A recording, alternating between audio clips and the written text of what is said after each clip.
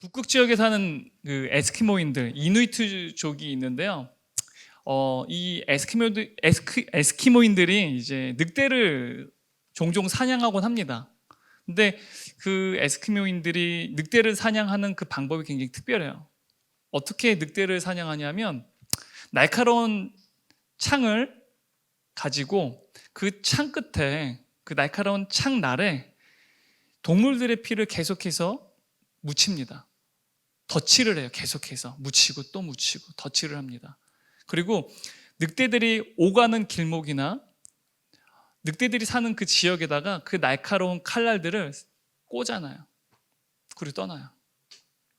그러면 그 진동하는 피비린내를 맡은 후각이 굉장히 발달된 늑대들은요, 굉장히 피 냄새를 좋아하거든요. 마치 이제 바닷속의 상어들이 피 냄새에 이제 쫓아서 이제 동물들을 공격하는 것처럼 날카로운 늑대들이다. 사나운 늑대들이 그 피 냄새를 맡고 모여들어요. 모여든 그 늑대들이 그 피가 묻은 칼날을 혀로 핥습니다. 그 피가 얼마나 달콤한지 계속해서 그 창날을 핥아요. 그러니까 너무나도 날씨가 춥다 보니까 혀가 마비되어져서요, 나중에는 자신의 혀가 그 날카로운 창날에 베어져 있다는 사실도 느끼지 못해요. 계속해서 달콤한 그 피맛을 느끼면서 계속해서 끊임없이 지속해서 창끝을 핥습니다.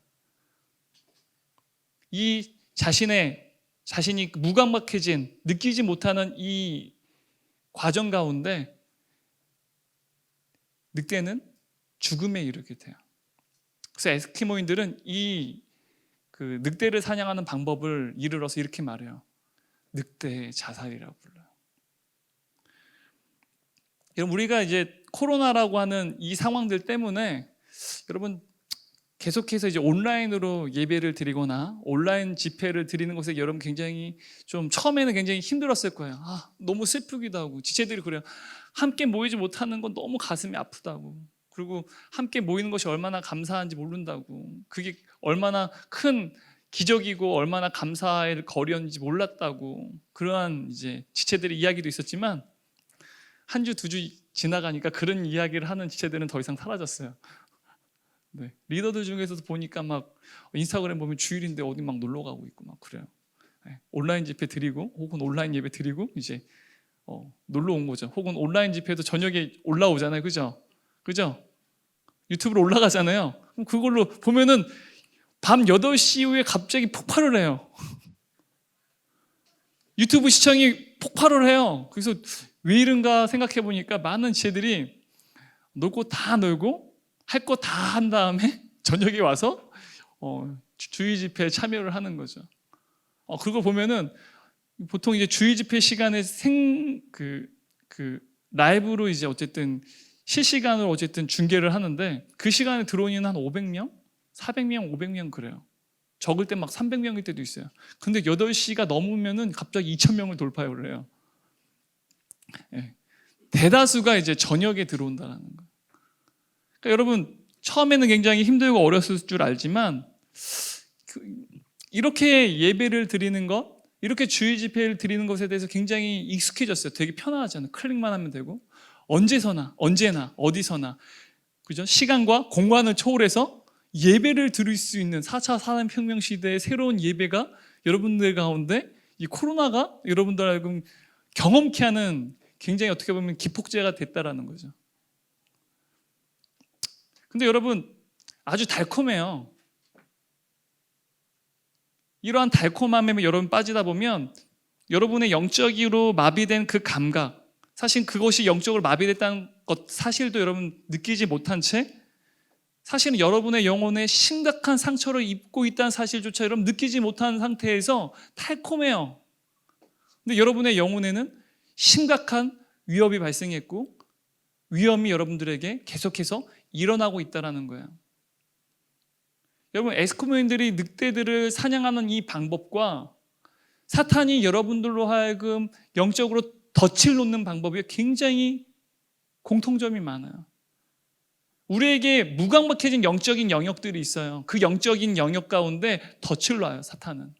그리고 여러분의 삶의 전체가 송두리째 위협을 받게끔 그 올매에 넘어지게끔 사탄은요, 여러분의 그 작은 무너진 그 영적인 부분에 덫을 놓는다는 거죠. 근데 여러분들은 몰라요. 달콤해요. 하지만 여러분의 영혼의 생명이 앗아가는 위협 가운데 있다는 사실을 느끼지 못하고 점점 여러분의 생명이 위험한 상황 가운데 머물게 된다는 거예요. 여러분, 우리가 코로나19로 인해서 여러분 사회적으로 굉장히 잘 대처하고 있죠. 우리나라만큼 전 세계에서 가장 잘 대처하고 있는 나라는 없는 것 같아요. 각 나라에서 굉장히 우리나라를 굉장히 좀 많이 칭찬하잖아요, 그죠? 오랜 시간 동안 누적되어진 데이터들, 그러한 질본에서의 대응 피드백들이 데이터들을 잘 쌓아서 이제는 이러한 부분을 잘 대처할 수 있는, 어떻게 보면 선진국이 됐어요.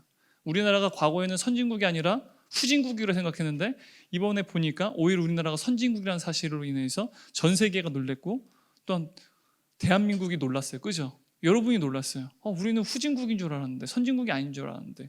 미국 보세요. 막 약탈하고 난리가 났잖아요, 그죠?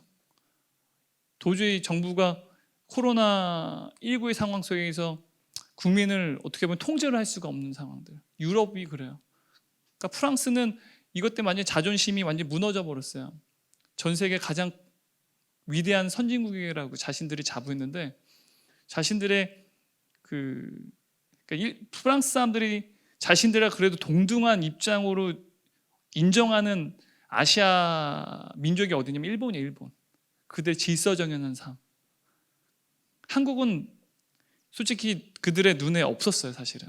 시야에 없었는데 이번에 한국이 부상하니까 막 그 프랑스 내부에서 막 질시가 있어요. 막 정치인들과 혹은 인권 변호사들이 한국에 대해서 저 나라는 어떠한 인권을 통제하고 탄압하는 약간 이제 민주주의 정치, 성숙한 민주주의가 아니다라는 이야기들도 하고 하면서 약간 지시 어린 눈을 보고, 또 일본도 우리나라 좀 약간 지시 어린 눈으로 보잖아요.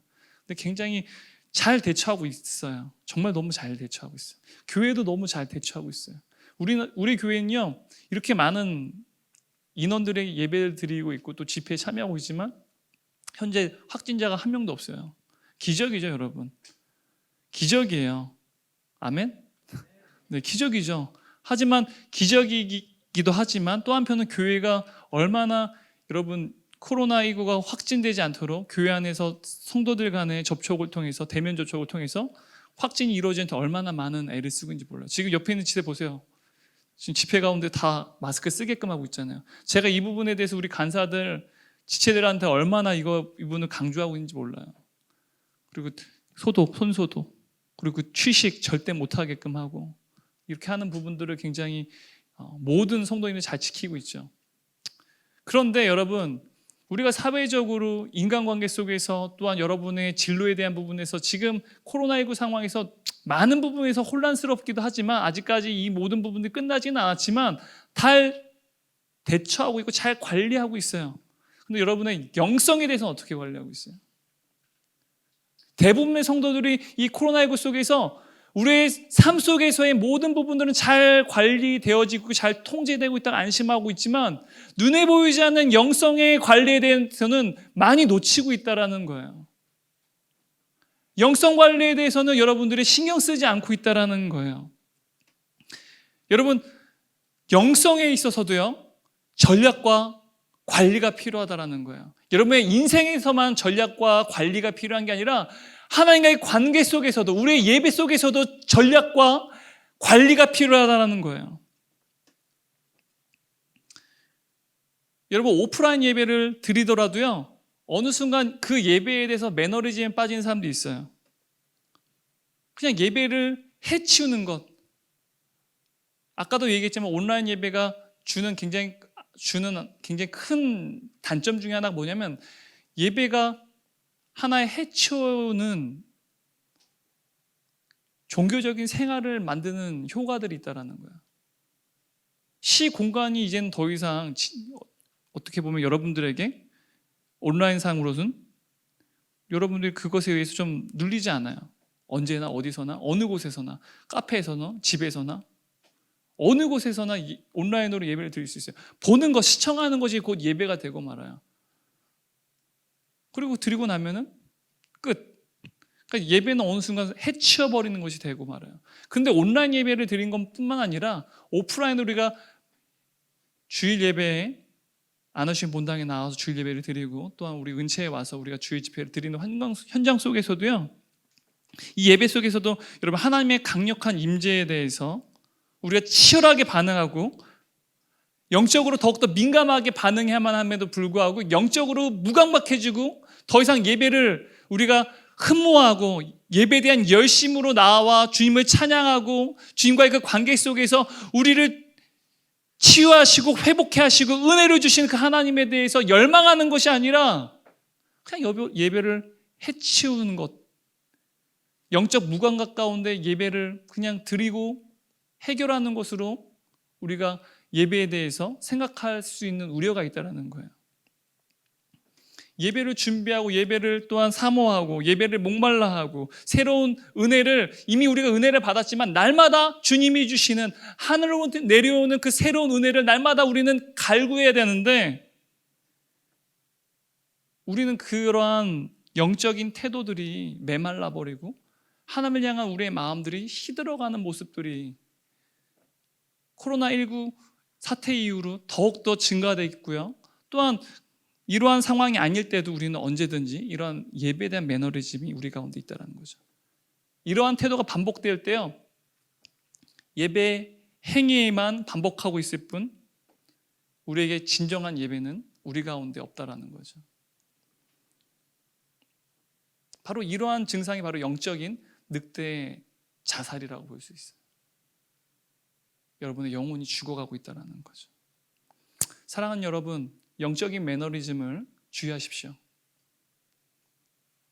여러분이 하고 싶은 말이 있어요. 저는 여러분들이 코로나라고 하는 이러한 재난 속에서도요, 부흥을 외칠 수 있는 사람들이 됐으면 좋겠어요.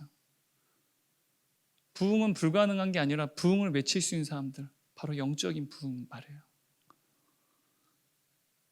어려운 환경 속에서도 상황 속에서도 하나님을 향한 초점이 변하지 않는 사람들, 어려운 환경 속에서도 하나님을 향한 정한 마음을 가지고 하나님께 예배드릴 수 있는 사람들, 어려운 환경 속에서도 하나님의 마음에 합한 그러한 사람들이 되는 하나님의 자녀들이 되는 사람들, 여러분 이러한 부흥이 우리 가운데 있기를 소망합니다. 여러분들에게 이러한 부흥이 임하기를 원해요. 이러한 부흥이 여러분 삶 가운데 진정으로 임할 수 있다는 사실을 믿기를 바랍니다.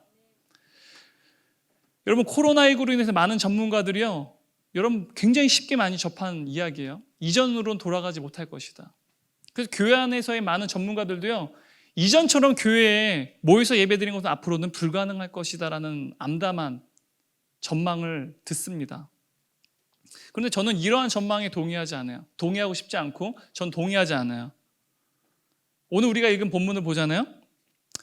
언택트의 상황에 처한 한 여인이 등장합니다. 그런데 그녀가 예수님을 인격적으로 만난 후에 그녀의 삶 가운데 일어난 변화가 있었어요.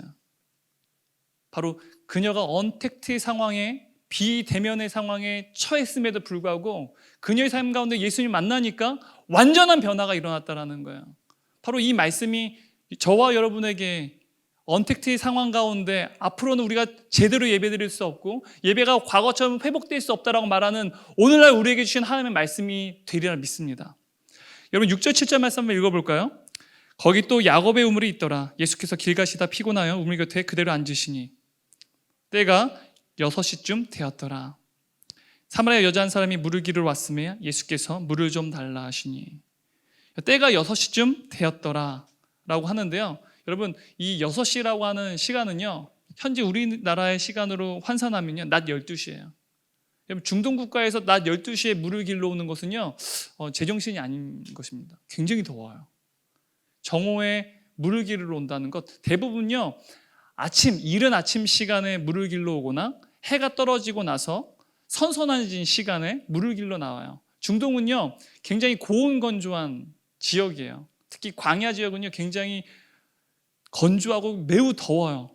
그래서 낮 12시가 되면 해가 머리 끝가운데 있어요. 굉장히 덥습니다. 그늘이 하나도 없는 그곳에 나와서 물을 깃는다. 그것은 굉장히 좀 흔하지 않은, 그러니까 이 여인이 매우 덥고 아무도 없는 그곳에 나왔다는 사실을 보면요, 이게 사실 이 상황이 바로 언택트 상황이죠. 사람들과 대면할 수 없는, 비대면을 취할 수밖에 없는 환경 가운데 거한 여인이라는 거예요. 그녀의 환경이요, 그녀를 언택트 상황으로 몰아넣었어요. 그래서 그녀도요, 자신의 둘러싼 많은 사람들에게 언택트로 대항했다라는 거예요. 아마도 자연스럽게 그녀의 예배도요, 자신의 둘러싼 환경과 그녀를 둘러싼 사람들에 대해서 언택트로 대항하고 있었기 때문에 예배 또한 언택트로 드려지는 상황에 아마 이르렀을 거예요. 왜? 예배 드리러 가면 사람들 있잖아요. 그 예배 또한 그는 언택트의 상황 가운데 드려져야 되는 처참한 절망스러운 상황 가운데 있는 여인이었다는 것을 우리는 짐작할 수 있어요. 그래서 사마리아 여인과 우리의 공통점은요, 사마리아 여인을 둘러싼 환경이 사회생활이나 경제생활이나 인간관계에서 언택트의 환경에 처해져 있었고, 심지어 예배도 언택트의 상황 가운데 있었다라는 거예요. 그런데 예수님께서는 4절 말씀을 통해서 이렇게 말씀하세요. 사마리아를 통과하여 하겠는지라. 여러분, 요한이 이 요한복음을 썼지만 이 말씀은 예수님의 결심이에요. 결단이에요. 사마리아를 반드시 통과하여야 하겠는지라. 여러분, 하여야 하겠는지라가요, 헬라 원어로 보면요, 필요하다 이런 뜻이에요.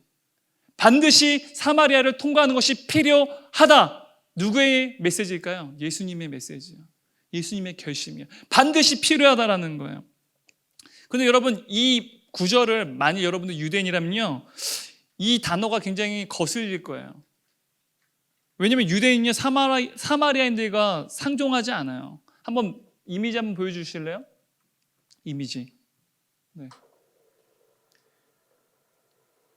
이미지 보시면요, 예수님이요, 예루살렘에서 갈릴리를 향하셔 가고 계셨어요. 저 갈릴리 바다 보이시죠? 갈릴리 지역으로 이동하시는데, 사실은 예루살렘이요, 여러분 나중에 한번 꼭 가보세요. 굉장히 높은 그 산 정상 위에 있어요. 해발 1000m가 넘어요. 굉장히 높은 지대에 있어요. 그리고 여리고라고 하는 건 해저에 있어요. 해저. 그래서 여리고로 내려가셔서 사실은 요단 평야, 그래서 요단강 을 거쳐서 갈릴리로 가는 게 사실 대부분의 유대인들이 예루살렘에서 갈릴리로 지나가는 루트예요.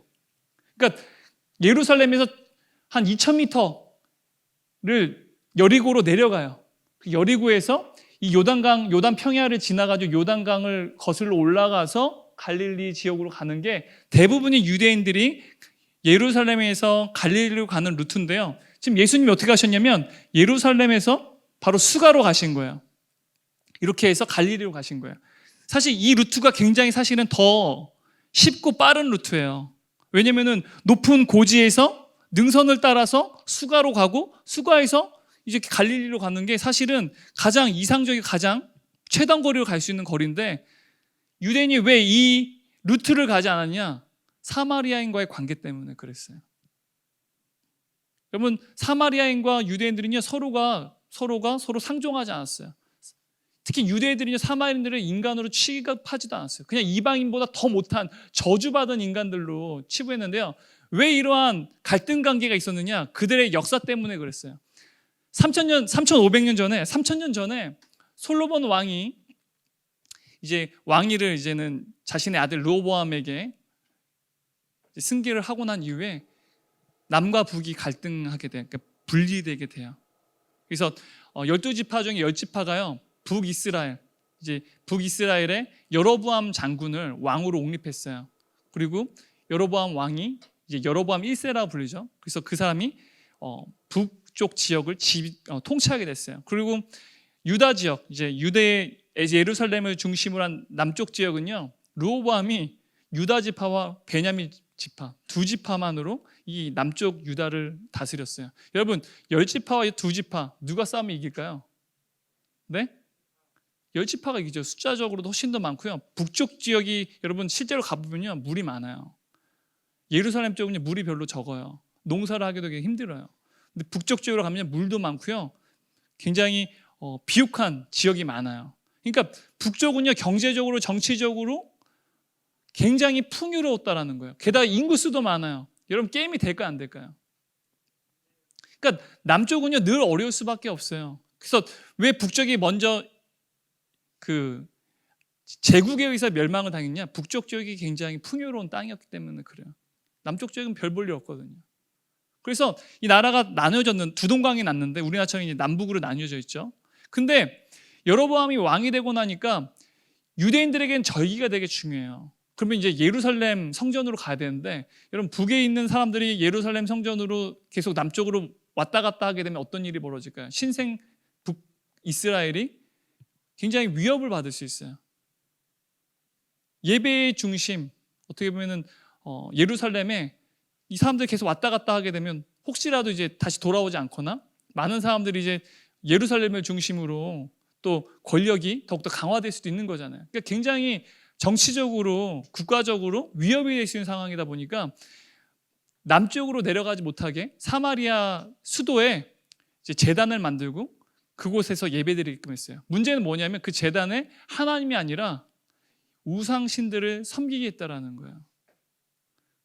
그리고 나서 200년이 지났어요. 200년 동안 남과 북이 우리나라처럼요 맨날 갈등 관계 전쟁도 일어나고 막 그러다가 아시리아라고 하는 제국이 이제 살마네셀 황제가 이제 정복을 합니다.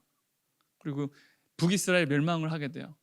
그리고 사르곤 왕 때에 이르러서는요 이제 그곳에 이주시킨 이방인들과 또한 아시리아 병사들을 통하여서요 이제 남자들은 다 아시리아로 끌고 와 노예로 만들어버려요. 고대 시대의 전쟁에서 패배한 국가는 다 노예가 되잖아요. 남자들 끌고 가버리고 여자들만 남았잖아요.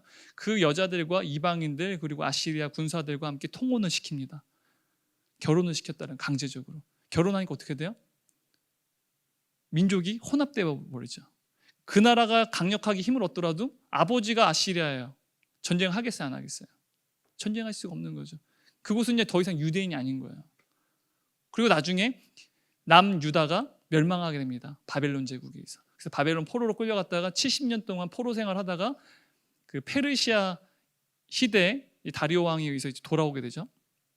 그래서 이제 예루살렘을 회복하고 예루살렘 성벽을 재건하고 성전을 회복하는 과정 가운데 자꾸만 그 북이스라엘의 후손인 그 사마리아에 있는 여러분 잘 들어봤죠? 산발락과 뭐 도비야 이름도 되게 이상한데 계속해서 성벽을 재건하고 성전을 건축하는데 굉장히 방해를 해요. 완전히 서로 간에 안 그래도 저쪽은 완전히 혼합 종족이 되어버리고 혼합 종교를 드리는 국가가 되어버렸는데 남과 남이 되어버렸는데 그들의 모습 속에 더 갈등이 심화돼요. 예수님 시대에 이르러서는요 사마리아 사람들은 이제 자신들의 수도 그 사마리아 지역에 그리심산이 있어요. 그리심산 그쪽 지역이 나중에 야곱이 이제 돌아와서가 아니라 라반에게 도망가다가 베델에서 이제 하나님의 그 천사들이 사닥다리를 왔다 갔다 하는 모습을 이제 꿈을 꾼 곳이 베델인데 바로 그 지역에 있어요. 그리심산 지역이거든요. 그곳에 산당을 짓고 성전을 짓고 거기서 예배드렸어요. 그곳이 진정한 성소다라고 사마리아인들은 주장했어요. 그러니까 서로 싸우는 거예요. 더 꼴보기 싫겠죠. 그래서 유대인들은요, 저들은 그냥 이방인보다 더 나쁜 존재들이고요. 그냥 저들은 이단 그 정도가 아니에요. 진짜 나쁜 사람들. 그래서 절대로 상종하지 않았어요. 그러니까 유대인들은 절대로 사마리아 땅으로 가지 않는 거예요. 그러한 갈등 관계에 있었는데 예수님께서는요 가야겠대요. 필요하다라는 거예요. 그래서 예수님께서는 그곳에 방문하셨어요. 그리고 그 여인에게 물을 달라고 요청하셨어요. 그러자 여인이 이렇게 질문하죠. 당신 유대인인데 어찌해서 나에게 물을 달라고 하십니까? 라고 질문을 한다라는 거예요. 그러니까 여인이요 예수님의 요청에 오만하게 거절했어요. 왜냐하면 사마리아인들 유대인 되게 싫어했거든요. 야, 네 유대인인데 왜 나한테 물 달라고 해? 단호하게 거절한 거예요. 그러자 예수님께서 이렇게 말씀하시고 9절 15절 말씀이 한번 읽어볼까요? 사마리아 여자가 이르되 당신 유대인은 어찌하여 사마리아 여자인 나에게 물을 달라 하시나이까 하니 이는 유대인이 사마리아인과 상종하지 아니함이라. 예수께서 대답하여 이르시되 내가 만일 하나님의 선물과 또 내게 물 좀 달라는 이가 누구인 줄 알았더라면 내가 그에게 구하였을 것이요 그가 생수를 내게 주었으리라. 여자가 이르되 주여 물기를 그릇도 없고 이 이물은 깊은데 어디서 당신이 그 생수를 얻겠사옵나이까. 우리 조상 야곱이 이 우물을 우리에게 주셨고 또 여기서 자기와 자기 아들들과 짐승이 다 마셨는데 당신 야곱보다 더 크니까. 예수께서 대답하여 이르시되 이 물을 마신 자마다 다시 목마르느냐. 내가 주는 물을 마신 자 영원히 목마르지 아니하리니 내가 주는 물은 그 속에서 영생하도록 솟아난 샘물이 되리라. 여자가 이르되 주여 그런 물을 내게 주사 목마르지도 않고 또 여기 물기로 오지도 않게 하옵소서. 여러분 이 메시지를 읽어보면 대화가 굉장히 술술술 잘 통하는 것 같죠. 여인이 예수님 말씀에 100% 동의하는 것처럼 보이죠. 근데 이 말은요 사실은 반어법이에요. 지금 여인은 이렇게 말하는 뉘앙스가 뭐냐면 아니 세상에 한 번 먹고 평생 목마르지 않은 물이 어디 있어요. 그런 물이 있다면 한번 어디 보여줘 보세요. 내가 그럼 마실게. 근데 평생 물 길르러 가지 않게 한번 줘 보라고. 지금 그 뜻이에요 여러분. 저에게 주십시오. 주님 이게 아니란 말이에요. 한번 줘봐. 그런 게 있으면 안 그래도 힘들어 죽겠는데 난 12시에 사람들 피해가지고 물길로 오는데 당신 줘봐. 그럼 내가 다시는 물길로 안 오면 되잖아. 얼마나 좋아. 줘봐. 지금 그 뜻이에요. 그러니까 빈정대는 거죠. 예수님에 대해서 부정하는 것이고요. 모독하는 거예요.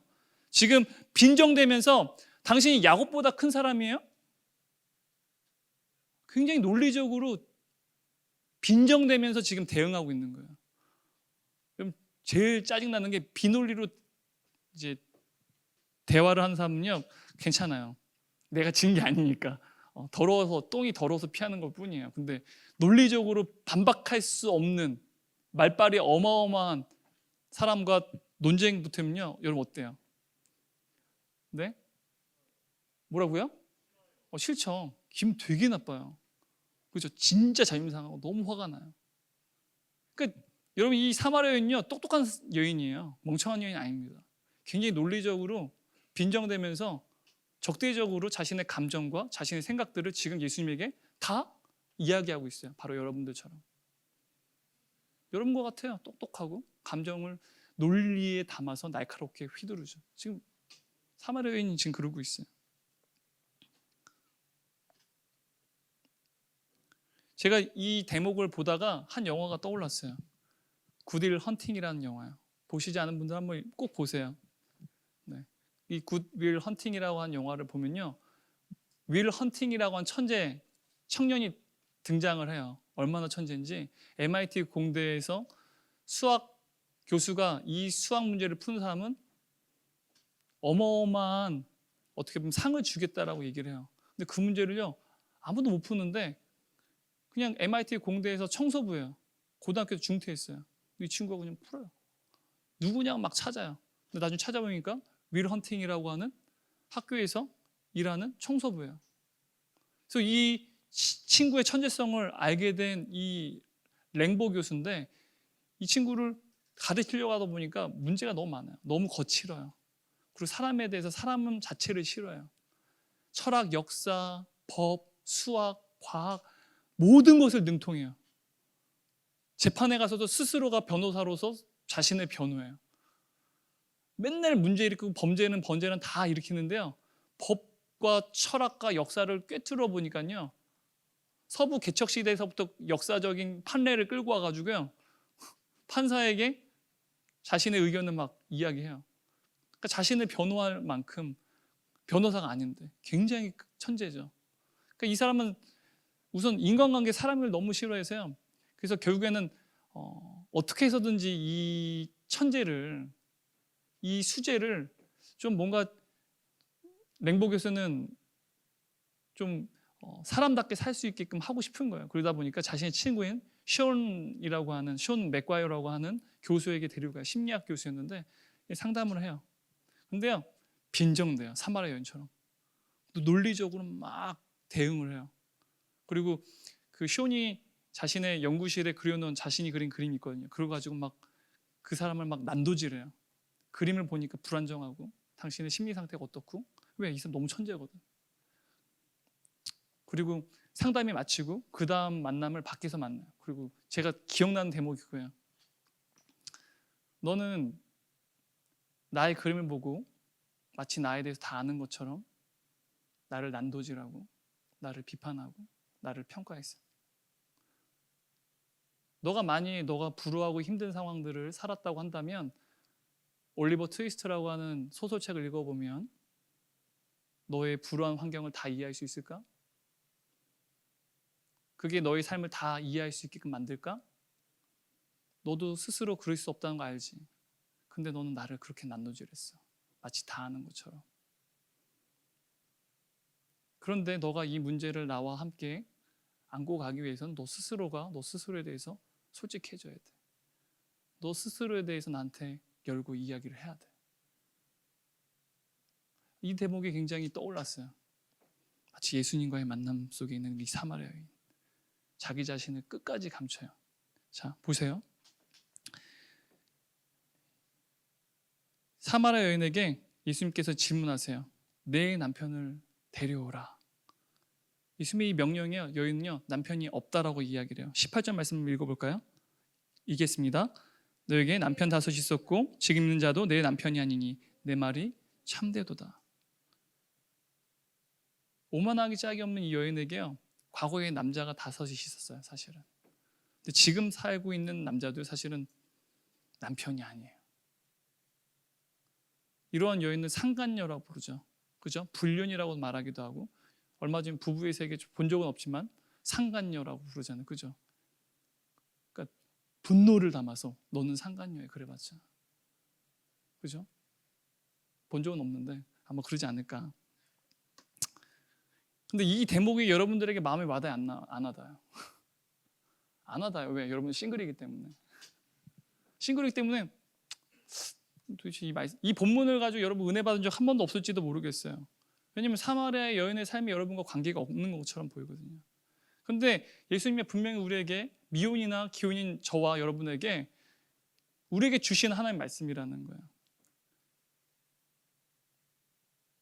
여인은요 끝까지 자신의 정체를 숨겨요. 남편이 없다. 남편이 없다라고 얘기를 해요. 마치 그 션과 윌 헌팅의 대화 속에서 자기 스스로 계속 감췄던 모습처럼요. 근데 이 대화 속에서 잘 또 살펴보면요, 미혼인 여러분들과 기혼인 저에게 왜 하나님의 말씀으로 다가오느냐? 저는 이 말씀을 또 보면서 호세아서 말씀이 떠올랐어요. 호세아 선지자는요 북이스라엘 여로보암 2세 시대에 활동한 선지자예요. 여러분 호세아서를 여러 번 읽은 적 있을 수도 있을 거고 처음 듣는 분들도 있을 텐데, 이 호세아가 활동하던 이 여로보암 2세 때는요 사실은 북이스라엘에서 가장 최고의 왕, 만약에 뭐 이제 백제로 치면 근초고왕, 최전성기, 잠깐만. 조선시대로 하면 세종대왕, 네, 최고의 전성기, 가장 큰 영토와 가장 큰 정치, 경제, 사회 모든 것들이 번성하고 번영했던 시대, 그런 시대에 이 호세아 선지자가 활동을 했어요. 좀 뭔가 맞지 않지 않아요? 이렇게 번성하고 번영하는 시대에 왜 하나님의 선지자인 호세아를 하나님께서 사용하셨을까? 정치도 안정적이었고요, 경제적으로 풍요로웠고요, 나라 전체가 번영하고 있었어요. 그런데 물질적으로 풍요로운 이면 정치적으로 안정되고 전쟁에 나가면 늘 승리했어요. 영토도 굉장히 컸어요. 근데 그들은요 철저히 하나님을 외면했어요. 그들의 신앙은요 늘 의상 숭배에 빠졌어요. 개인과 사회가 다 죄의 향락에 빠져 있었어요. 그러한 북이스라엘 본 하나님께서는요 호세아 선지자를 통해서 북이스라엘아 너희는 나에게 돌아오라, 너희는 나에게 돌아오라라는 메시지를 그들에게 계속해서 끊임없이 말씀하셨다는 거예요. 그래서 하나님은요 이 호세아 선지자를 통해서 하나님 자신의 사랑을 드러내셨어요. 어떻게 드러내셨느냐? 호세아 선지자는요 하나님의 명령으로 고멜이라고 하는 여인과 결혼합니다. 이 고멜이라는 여인이 어떤 여인이냐면 창녀예요. 자신의 몸을 남성들에게 판매하는 창녀예요. 하나님께서 그 고멜을 데리고 와서 넌 결혼해라라고 해요. 고멜과 결혼을 해서 자녀를 셋을 낳아요. 근데 고멜이요 과거에 자신의 삶의 습관을 버리지 못해요. 가정과 남편과 아이를 버리고요 다시 문 남성들을 향해서 가요. 과거의 삶의 습성대로 자신의 몸을 남성들에게 판매해요. 나이를 먹고 더 이상 별 볼 일 없는 여성이에요. 노예 시장에 팔려요. 근데 하나님이 호세아에게 말씀하세요. 너는 가서 고멜을 데려와라. 여러분, 남편으로서 얼마나 힘들겠어요. 말도 안 되는 일이죠. 안 그래도 창녀와 결혼한 것 자체도 하나님의 명령에 순종했는데, 저는 호세아 볼 때 되게 불쌍해요. 만약 저한테 그런 명령이 있으면 저는 하나님 등지고 살을지도 모르겠어요. 나를 뭘로 보고 내가 왜 그런 여인가? 나는 얼마나 순결하게 주님 앞에서 거룩하게 살았는데, 저 말고 좀 더 세상적으로 살고 육체적으로 산 인범이 같은 형제를 과거가 있는 남자. 농담이야, 농담이야. 네. 지금 너무 즉흥적으로 얘기했는데, 이러면 내가 꼭 상처를 입히는데 어떡하지? 인범아 미안해. 그렇게 사용하면 되는데, 나는 하나님 앞에서 이렇게 거룩하게 살았는데, 그러지 않겠어요, 속으로. 네. 근데 호세아를 고멜과 결혼한 것뿐만 아니라 고멜은 또 집을 떠나서 가정을 버리고 떠났어요. 자식을 버리고 떠나는 여성을 한번 여러분 생각해 보세요. 말이 됩니까? 가정을 버리고 자식을 버리고 다시 또 문 남성들을 향해서 몸을 팔고, 근데 노예 시장에 팔려요. 근데 하나님은 호세아에게 다시 그 고멜을 데려와서 그 여인을 사랑하라고 명령하세요. 은 15과 보리 한 오멜 반을 가지고 다시 자신의 아내인 고멜을 사와요. 호세아 3장 1절 2절 말씀인데요, 제가 읽어드릴게요. 여호와께서 내게 이르시되 이스라엘 자손이 다른 신을 섬기고 건포도 과자를 즐길지라도 여호와가 그들을 사랑하나니 너는 또 가서 타인의 사랑을 받아 음녀가 된 그 여자를 사랑하라 하시기로 내가 이 은 15개와 보리 한 호멜 반으로 나를 위하여 그를 사고.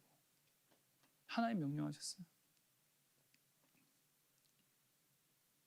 불륜을 저지른 고멜을 다시 찾아왔다라는 거예요. 이 과정을 통해서요, 호세아는 진짜 대단한 사람이에요. 그 과정을 통해서 하나님의 심정을 떠올렸어요. 하나님의 심정을 알게 됐다라는 거예요.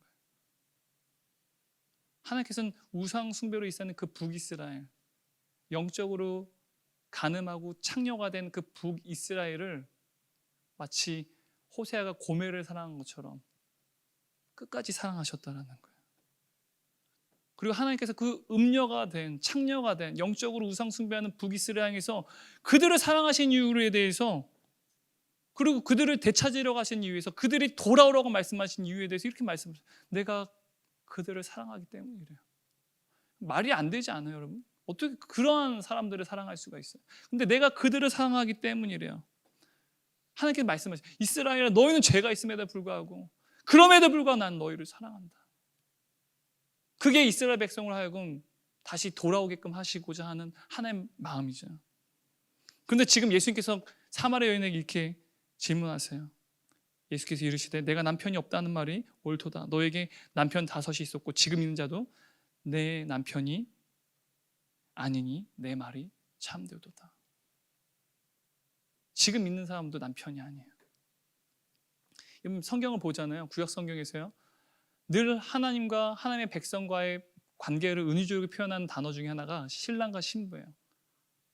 하나님 아버지와 하나님의 자녀, 하나님의 백성이라고도 표현하기도 하지만 하나님 신랑이시고 이스라엘 백성은 하나님의 신부를 표현해요. 근데 신약 시대에서도 그 은유가 동일하게 연결돼요. 예수님은 교회의 신랑이 되시고 교회는 예수님의 신부가 된다는 거죠. 바로 우리는 예수님의 신부라는 거죠. 신랑과 신부의 관계로 구약과 신약은요, 계속해서 하나님과 우리의 관계를 표현한다라는 거예요. 여러분, 사마리아 여인은 남편 5이 있었어요. 근데 이제 남편이 없어요. 남편은 아니지만 다른 누군가와 지금은 동거하고 있다라는 거예요. 자신의 생존을 위해서, 행복을 위해서, 자신의 앞으로의 미래를 위해서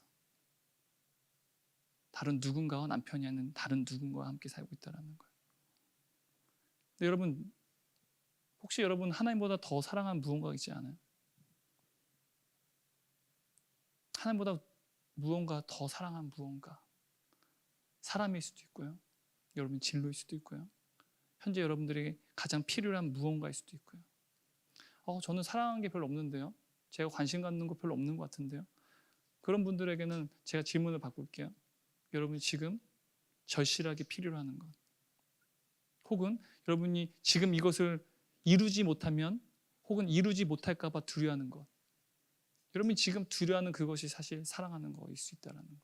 실패할까 봐 두려워요. 취업하지 못할까 봐 두려워요. 시험 기간에 좋은 성적 얻지 못할까 봐 두려워요. 왜요? 사랑하기 때문이죠. 왜 여러분 시험 기간 되면은 주일 예배를 왜 많은 이들이 다 주일을 끊고 도서관에 갈까요? 성적을 더 사랑하기 때문이에요. 결국 예배를 한다는 것은요, 내가 그것을 사랑한다는 의미를 담고 있어요. 근데 여러분들은 여러분이 사랑하는 것, 여러분이 예배하는 것을 예배하죠. 지금 남편이 없는 누군가와 동거하고 있는 사마리아 여인과 우리가 사실은 똑같다라는 거예요.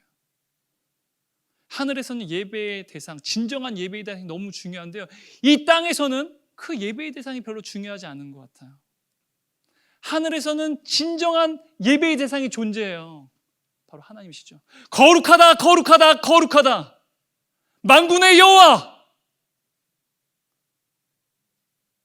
하지만 이 땅에서는요, 우리가 영원토록 예배할 그 대상을 예배하지 않고 부차적인 것으로, 아무것도 아닌 것을 여겨요. 사랑하는 여러분, 여러분이 예배한 대상이 누구인지를 분명하게 인식하는 것이 너무 중요해요. 여러분, 예수님 시대도에 많은 선지자들이 있었고요, 많은 지도자들이 있었어요. 서기관들이 있었고 바리새인들이 있었어요. 그들은요, 성경과 율법에 능통한 자들이었습니다. 근데 예수님 그들을 향해서 말씀하세요. 독사의 자식들아, 너희는 하나님을 알지 못한다. 너희는 하나님으로 너의 이익을 추구하는 사람들이다. 하나님을 이용하는 자들이다. 하나님을 아는 자들이라고 많은 사람들이 인정했던 그들을 예수님께서는요, 너희는 하나님을 알지 못하는 자들이라고 말씀하셨다는 거예요. 실제로 그들은요, 하나님을 예배하고 있는데 그들은 실상은 우상 숭배자들이었어요. 우리도 마찬가지예요. 거룩하게 주일을 지키고 주 예배를 드리고 있음에도 불구하고 우리도 동일한 우상 숭배자가 될 수 있다는 거예요. 여러분, 우리가 하나님을 예배한다는 그 고백은요, 또 달리 표현하면요, 하나님이 우리의 주인이시다라는 표현을 갖고 있어요. 여러분이 하나님의 예배요? 그 예배의 행위는요, 내 삶의 주인은 하나님이시다라는 고백이에요. 하나님이 내 삶의 주인이시다.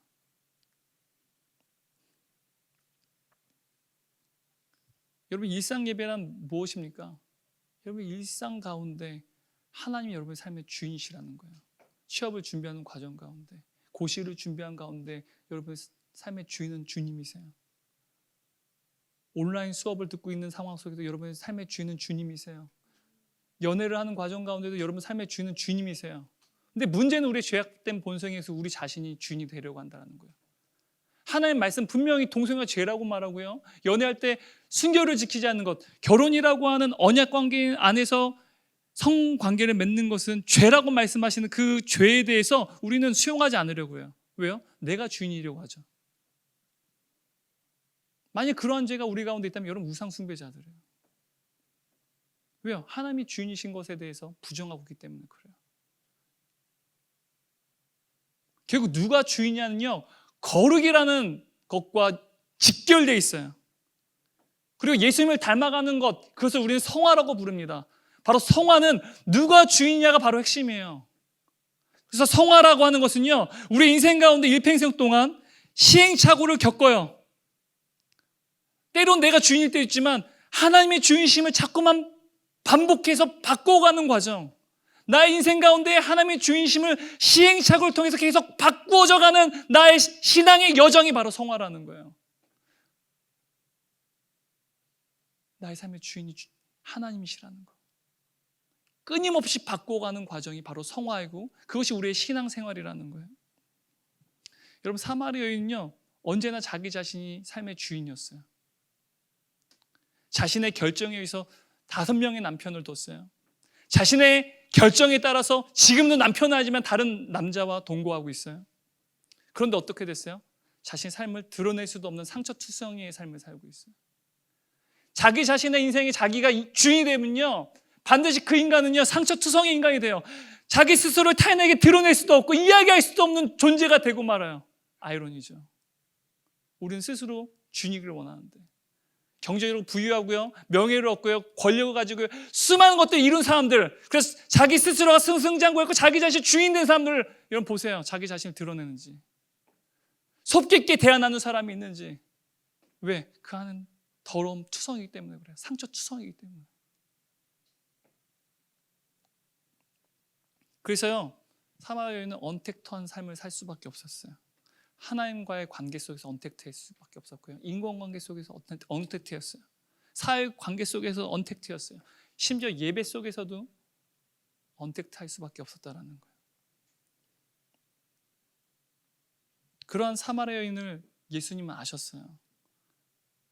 그 여인은요 예수님 만났습니다. 인격적으로 만났어요. 그 예수님의 말씀을 듣고 사마리아 여인이 이렇게 고백해요. 19절이요. 여자가 이르되 주여 내가 보니 선지자로소이다. 선지자로소이다. 그녀는요 예수님의 말씀에 100% 동의했어요.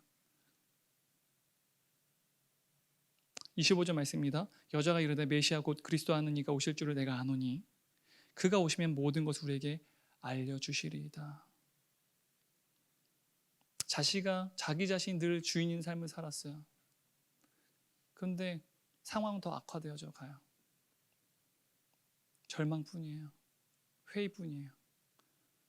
똑똑하지만 늘 잘못된 선택을 하고 말아요. 그래서 늘 후회하고 말아요. 상처투성이에요. 자신이 주인이어서는 도저히 이 삶의 문제를 해결할 수 없다는 사실을 알아요. 그래서 그녀는요 그리스도, 메시아가 필요한 사실에 대해서 고백하게 됩니다. 형편 자신의 삶을 깨닫게 된 이 여인이 필요한 것은 바로 구원자라는 거죠. 바로 예수 그리스도. 나에게 진정한 주인이 필요한 사실을 이 여인이 깨달았다는 거예요. 그 순간 여인 앞에 있었던 예수님께서 이렇게 말씀하세요. 26절 말씀입니다. 예수께서 이르시되 내게 말하는 내가 바로 그니라. 내가 바로 그라. 내가 바로 메시아야. 내가 너의 구원자야. 사마리아 여인요 예수님이 인격적으로 만났습니다. 그리고 그녀의 삶이 완전히 새로워졌어요.